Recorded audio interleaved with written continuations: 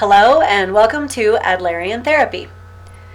Welcome to my little fairyland. I feel like I look like a little fairy today. This is just the quietest room in my house with my kids home for summer. The three words that I think really encapsulate Adlerian Therapy are encouragement, insight, and reorientation. We're going to talk about those aspects today, and we're also going to talk about, from an Adlerian perspective, what causes problems for clients. We'll talk quite a bit about the process of therapy itself, and then we'll talk about the role of the counselor. Here we have a photo of Alfred Adler. This is one of the only theories where the theorist, that's named after the theorist, and there's just one, just Alfred Adler. He came up with the theory based on, the theories at the time, but also based on his life experiences from childhood through adulthood.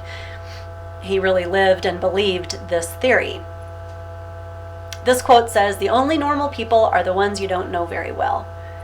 I think about this honestly with my in-laws and how I thought they were really normal when I was joining the family, and through the years I've definitely changed my normal opinion of them.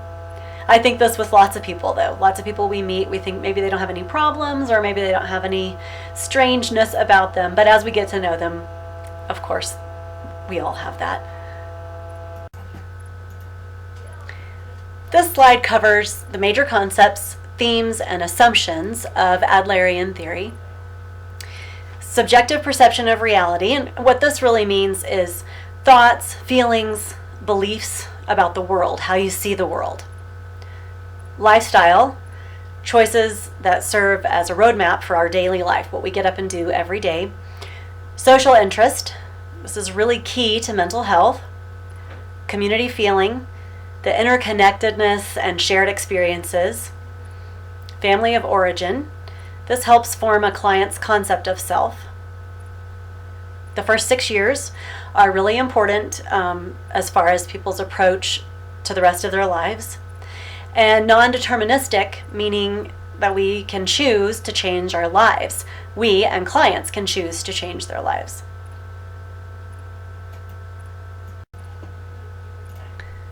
What causes problems from an Adlerian perspective?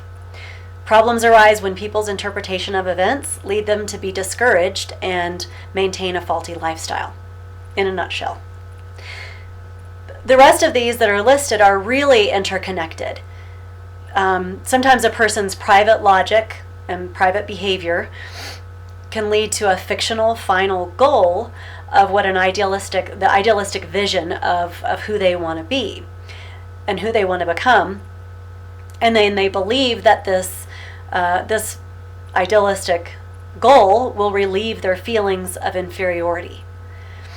Basic mistakes can lead to false goals of security and minimizing of self-worth, and the feelings of inferiority that come from self-worth issues can lead to withdrawal from social connections and support. So you can kind of see how they're all connected, they all feed off of each other, maybe cyclical, not just one step follows another, but they're just all very interconnected.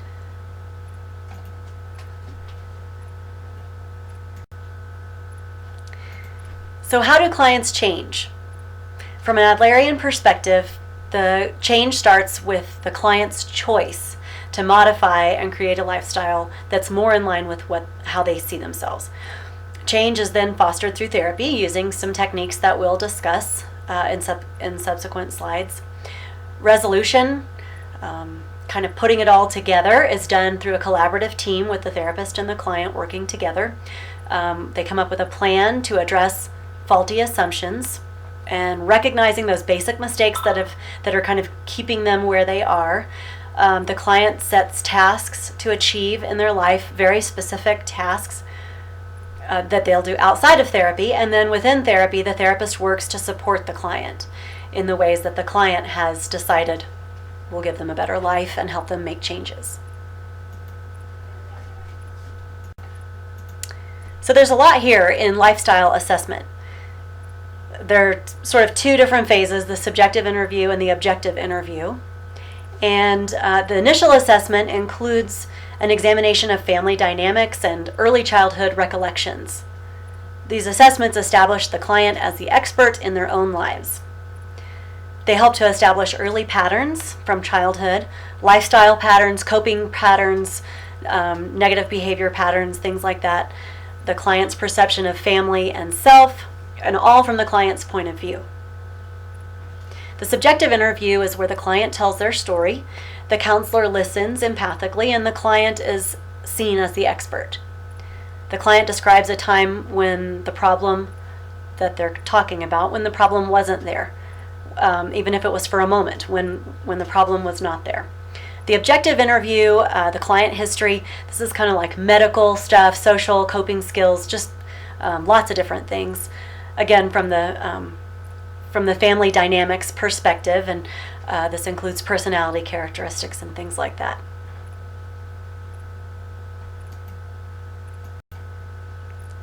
Here we're going to talk about the process of therapy. What's it really like to actually be in a counseling or client role in a therapeutic session? So there are several different phases. Phase 1 includes, it's basically establishing the relationship. Cooperation and rapport building. The counselor does this by showing unconditional acceptance of the client as a fellow human being.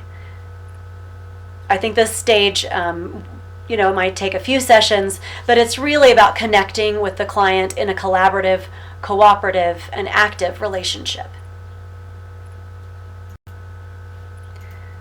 Phase 2 of the process of therapy includes, this is where the lifestyle assessment comes in.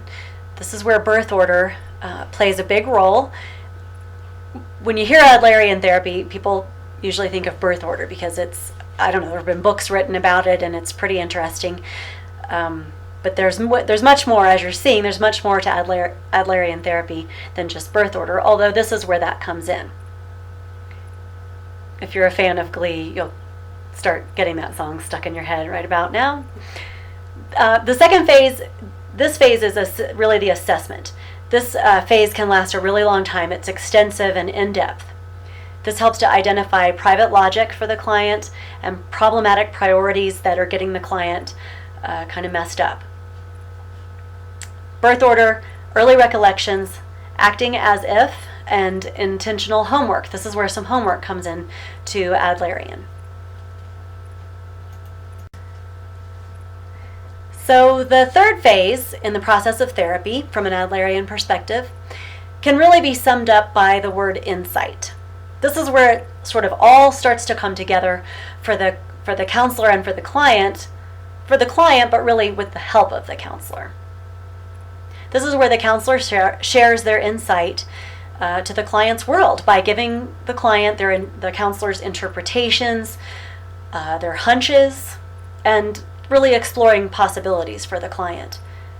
And it's a time of where the counselor is encouraging the client for self-understanding and insight, interpreting and recognizing the thinkings, feelings, and behaviors of the client. This is where they start to connect lifestyle and goals and replacing those missing experiences with more encouraging images. I really like this image here, follow your heart but take your brain with you. I think that's a great philosophy for life. In phase 4 of Adlerian therapy, this is really where the counselor helps the client with reorientation into their lives.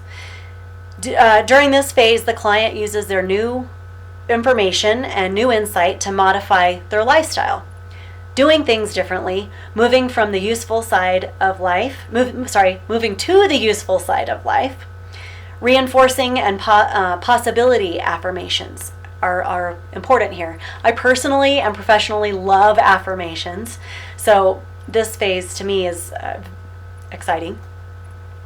This is where increased community feeling and connecting with others can happen. Redirecting goals, making them more realistic and more specific as well. Learning to see oneself and others as equals. A lot of times this is really important for people. And then making positive connections with community.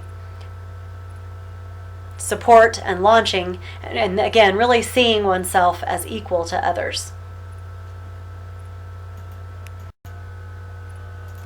The role of the counselor in Adlerian therapy is very active. The counselor sees themselves as a teammate, collaborating with the client. The counselor helps the client see their lifestyle map or their internal private logic. The counselor helps to construct a lifestyle assessment along with the client.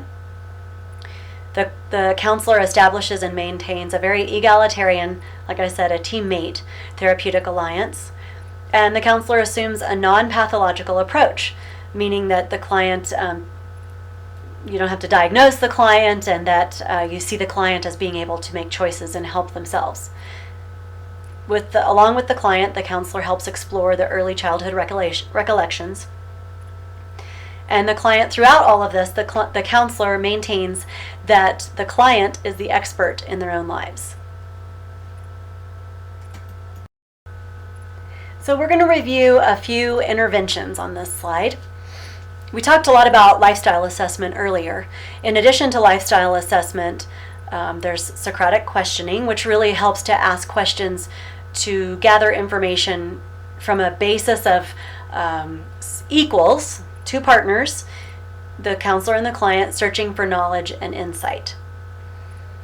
The questions may become more intense and penetrating as therapy progresses.